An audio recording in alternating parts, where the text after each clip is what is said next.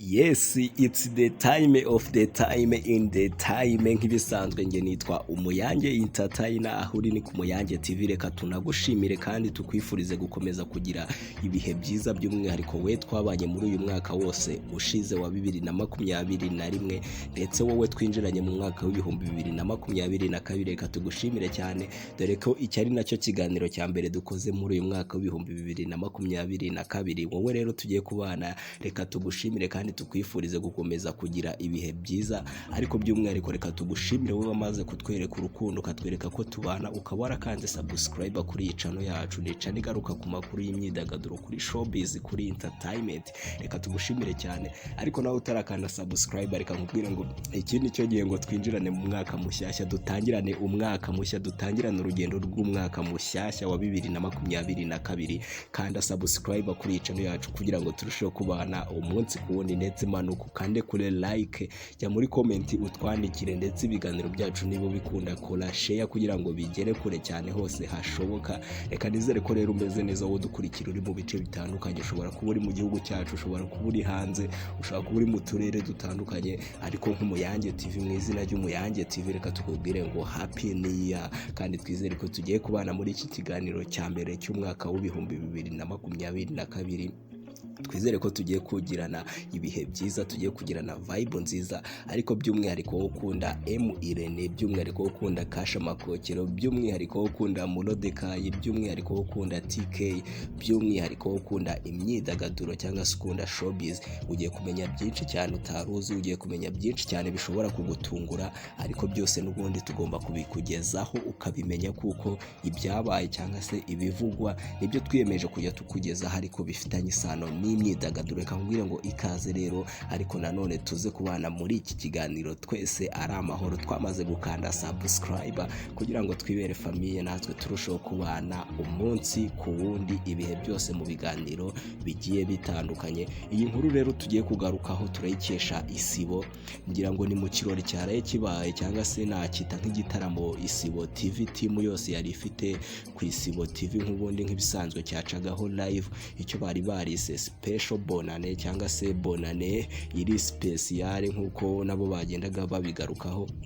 Ni igitaramo cyangwa se ni ikirori cyari kigamijwe kuberamo ibintu byinshi bitandukanye, harimo kuganira ku ngingo zigiye zitandukanye zatuma umuziki nyarwanda utera imbere, ugira aho uva ukagera n'aho ugera. Zirimo ingingo zari zitandukanye, zirimo kuganira kuri ruswa y'igitsina yugarije abana bagiye batandukanye bafite impano zitandukanye mu ngeri zitandukanye, ariko nanone hari harimo ingingo zo kuganira ku ruhare rw'umunyamakuru ndetse n'umunyamuziki kugira ngo umuziki wacu ugere ku yindi level. Hari harimo abatumirwa bagiye batandukanye, hari harimo Junior Giti, hari harimo Aline Gahongayire, hari harimo Tijara Kabendera, hari harimo Rufonsina Muramuzi, hari harimo Alex Muyoboke, ndetse n'abandi bagiye batandukanye bari bari kubafasha kuganira kuri izo ngingo zitandukanye. Ariko si ibyo gusa, iki gitaramo cyangwa se iki kirori cya ISIBO TV cyari giteganyijwemo no kuza kugaragaza abantu bari nomine mu bihembo bya The Choice Award bizatangwa mu kwezi kwa mbere.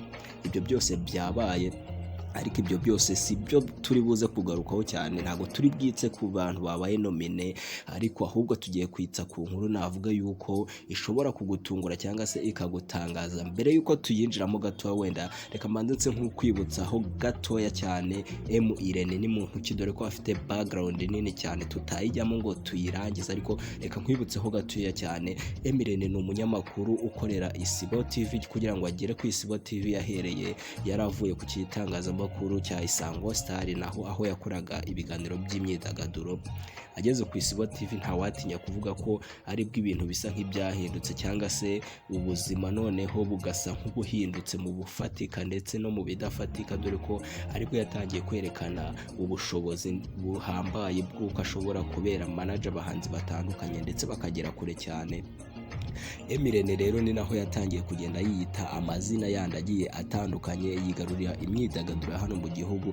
Izina M Irene ritangira kugaruka mu matwi y'abantu batandukanye, ngira ngo uwavuga izina Neo Bosco ariherekeza M Irene, uwavuga izina Vestine na Dorcas ariherekeza M Irene, uwavuga izina Kenny ariherekeza M Irene, ndetse n'abandi benshi tudashaka kurondora. Ibyo bisobanuye ko rero abo bose mvuze, ayo mazina y'abahanzi yose mvuze, ni bamwe mu bahanzi babarizwa muri M Empire, ni lebo yamaze gushinga kuri ubu ngubu, agenda asinyishamo abahanzi bagiye batandukanye. Wenda nkiva kuri Irene ho gatoya mbere yuko nkwinjiza mu nkuru nyirizina y'iki cyabaye naho cyabereye n'abagikoze, reka mbanze nkwibutseho gatoya kuri TK nawe rero ku bantu benshi bakurikira imyidagaduro baramuzi, ni Tijara Kabendera. Nawe yagaragaye mu myidagaduro inshuro nyinshi cyane, nk'umwe mu bantu bari banahamagaye ngo baze kwifashishwa muri iki kiganiro. Nk'uko yagiye abigarukaho, yagize ati amaze mu myidagaduro imyaka isaga 20, afite experience, aho yatangaga ingingo zigiye zitandukanye ariko anakwereka ko afite experience. Tijara Kabendera rero nyuma y'uko asezeye igitangazamakuru gikomeye hano mu gihugu, yakoreraga Radio Rwanda ndetse na Televiziyo Rwanda, akaza kuba yakwerekeza mu gukorera ku murongo cyangwa se kuri chaîne za YouTube. Niho yashingaga YouTube channel ye yitwa Moriox Media, akaba ari nayo YouTube channel abereye umuyobozi mukuru, icaho ibiganiro nabyo bigiye bitandukanye, ariko nabyo bigaruka mu guteza imbere umuziki nyarwanda, bigaruka ku gushyira itafari ku muziki nyarwanda. Ngira ngo rero nawe n'umwe mu bantu bafite amateka menshi cyane ku buryo uwayasubiramo nayo bwakwira bugacya. Ariko reka twirasire ku ntego, reka turase ku ngingo, tumenye n'ibiki byaraye bibaye muri iri joro. Ngira ngo navuga ko ari umwaka M Irene atazibagirwa, navuga ko ari umwaka M Empire itazigera yibagirwa, kuko ni umwaka navuga ko wabahinduriye amateka. Wenda nimbivuga mu nyumve neza icyo nshatse kuvuga, ni umwaka cyangwa se ni ijoro ryatumye binjira mu mwaka uko batari babipanze cyangwa se uko batabiteguraga. Ibyo byose uraza kubimenya ese byagenze gute. Ngira ngo rero nk'uko natangiye mbikubwira, ubwo bari mu kiganiro, Tijara Kabendera ndetse yicaranye n'abandi bavandimwe bari kuganira ku kintu gituma abana b'abakobwa cyangwa se n'izindi ngero impano zabo zitamenyekana, ubwo bavugaga yuko ruswa y'igitsina ikomeje kumunga abo bana cyangwa se impano z'abana. Baganira kuri iyo ngingo, Tijara Kabendera rero nk'umwe mu bantu bari bafite umwanya mutoya ku ISIBO, nibwo yaje guhaguruka agiye gusoza asaba ijambo, aravuga ati ndashaka umugabo bita Murindahabi Irene. Murindahabi Irene rero nawe yahise amukundira, araza agera aho bari bicaye bari kuganirira. Tijara Kabendera arahaguruka agira ati ibi ngiye kubikora mu izina rya Moriox Media, ari nayo YouTube channel mbereye umuyobozi. Ati twitegereje ibintu uyu mugabo akora, M Irene cyangwa se Irene Murindahabi akora, nsanga birenze ubushobozi. Ati njyewe ubwanjye maze imyaka isaga 22 mu myidagaduro cyangwa se muri iri tangazamakuru, ariko ibintu Irene Murindahabi yakoze ndetse ari n'umwana kuri njyewe, nta wundi muntu nigeze mbona abikora. Rero nka Moriox Media twaricaye tumutekerezaho, twumva yuko dukwiye kumuha akantu ka motivation, twumva yuko dukwiye kumuha akantu kamumotiva kugira ngo abahanzi yazanye bakomeze kumera neza, akomeze kubitaho, ndetse ejo n'ejo bundi tuzongere kubona abandi bahanzi bagiye batandukanye azagenda azana mu ruganda. Niko kwicara rero nka Moriox Media dutegurira iki gihembo Irene Murindahabi. Ngira ngo abantu bari hafi bakinshyikiriza, nkakimushyikiriza nanjye mu izina rya Moriox Media, ati maze kugira ngo bigende neza, ariko abone yuko ibyo akora hari abantu babireba ndetse babikurikira kandi babiha n'agaciro. Ako kanya rero igihembo bahise bakimuzanira, ni igihembo cyiza cyane, aragifungura agihereza Irene Murindahabi. Arangije kukimuhereza amusomera amagambo yari yanditseho, hari handitseho God bless M Empire. aya magambo rero Irene Murindahabi akiyasoma yabaye nk'ufashwe n'ikiniga, ari kubona ko bimushimishije cyane. N'umwe mu bagabo badakunda kwerekana mosiyo zabo, ariko yabaye nk'ufatwa n'ikiniga akwereka ko bimushimishije, kuko ku bantu babibonaga babonye ko yishimye.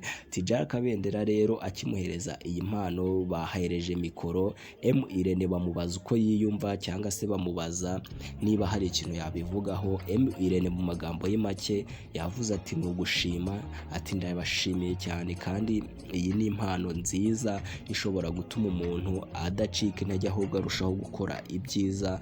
M Irene yabajije akabazo gato k'amatsiko Tidjara Kabendera, ngira ngo iyi mpano uko yayimuhaye n'aya magambo yari yanditse akoreshejwe intiti z'umuceri cyangwa se uduce tw'umuceri nk'uko mubibona. Wenda aya magambo ntabwo yandikishijwe ikindi kintu, yandikishijwe intiti z'umuceri. Irene Murindahabi rero yaje kubaza Tidjara Kabendera ati ni kubera iki, ni iyihe mpamvu mwe yatumye mukoresha intiti z'umuceri mu kwandika ano magambo? Tidjara Kabendera rero nta gushidikanya yahise amusubiza agira ati nuko nzi ko ukunda umuceri ariko ibi ngibi ashobore kuba yabivugaga atebya, ahubwo Tidjara Kabendera yaje kuba yabisobanura neza. Aravuga ati icya mbere tukwifurije kuba dushyizeho umuceri ni ukugira ngo impaya yanyu ntizarangwemo inzara n'umunsi n'umwe, kandi icya kabiri umuceri buriya ufatwa nk'ikintu kitabarika, ntago wakwicara ngo ubare intiti zigize umufuka w'umuceri. Ati niyo mpamvu twakoresheje umuceri, bishatse kuvuga ngo God bless MI Empire, bishatse kuvuga ngo kuba twabikoresheje intiti z'umuceri ni ukukwifuriza imigisha itabarika, no kukwifuriza imigisha myinshi cyane itabarika. Nibwo busobanuro bwo kuba twakoresheje intiti z'umuceri.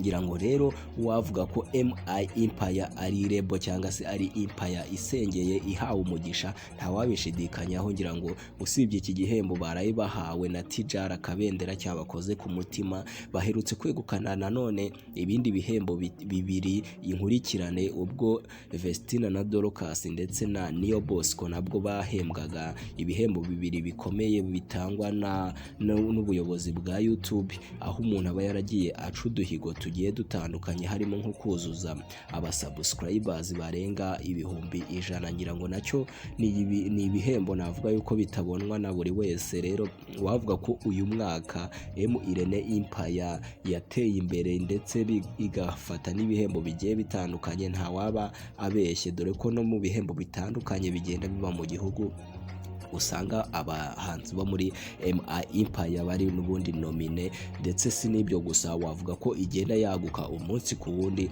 Uretse Vestina na Dorcas, uretse Neo Bosco twari tuzi, ngira ngo mu mpera z'uyu mwaka nibwo M Irene nanone yaje kuba yatwereka undi musore yitwa Kenny, amukuye ku muhanda, nawe ubona ko afite impano itangaje. Ndetse uyu mwaka unashize amukoreye indirimbo ye ya mbere yise Imana y'imihanda. Ni ikintu kigaragaza ko rero uretse kuba abikunda, uretse kuba ari umuhamagaro we, ni n'ibintu bye M Irene kuba yafasha abahanzi bagiye batandukanye.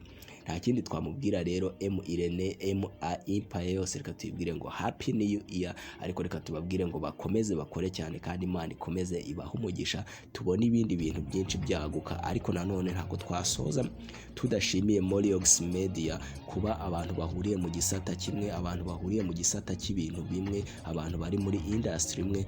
Buri muntu umwe ashobora gutekereza ku wundi akabona ko yakoze ibintu bihambaye ndetse akumva ko agomba kumushimira. Ni ikintu cy'agaciro nanone tutarenza ingoyi. Reka dushimire Moriox Media, by'umwihariko reka dushimire Tidjara Kabendera nk'umuyobozi mukuru wa Moriox Media kubw'iki gitekerezo bagize, bakumva yuko bagomba guhemba umuntu wakoze neza cyane. Ngaho nguko rero ni iki ngiki nashakaga kukumenyesha ngo ubashe kuba wamenya by'umwihariko ese ni ibiki byaraye bibaye. Ariko muri rusange ntawatinya kuvuga ko MI Empire yinjiye twinjiye mu mwaka wa 2020 neza. Ngira ngo rero nicyo wabasha kumenya ibindi byose bijyanye n'ibihembo bya The Choice Award bizatangwa mu kwezi kwa mbere. Nta kindi usabwa, niba ushaka kugenda umenya details zose kurikira Umuyange TV nkuko natangiye bikubwira, kandi subscribe, amanuka muri comment utwandikire, kora like, kora share, ibiganiro byacu bigere kure, ubundi turushaho kubana umunsi ku wundi. Reka nsoreza ahangaha, reka nkushimire nkubwire ngo nge nitwa Umuyange Entertainer, nige tubana mu biganiro byose bigiye bitandukanye. Ariko nkuko natangiye bikubwira, reka nkubwire ngo tangirana umwaka mushyashya, ingamba nshya, tangira umwaka mushyashya wisekera, tangira umwaka mushyashya wumva yuko ibintu byose bishoboka. Ibitarakunze 2021 reka duse nk'ababyibagirwa, ahubwo dutumbirire ibiri imbere muri 2022. Reka nkushimire by'umwihariko wowe ukanze subscribe, wowe tugiye gutangirana uyu mwaka mushyashya. Tuguhaye ikaze ku Muyange TV, kandi nta kintu uzigera utuburana na kimwe. Imana iguhe umugisha. God bless you.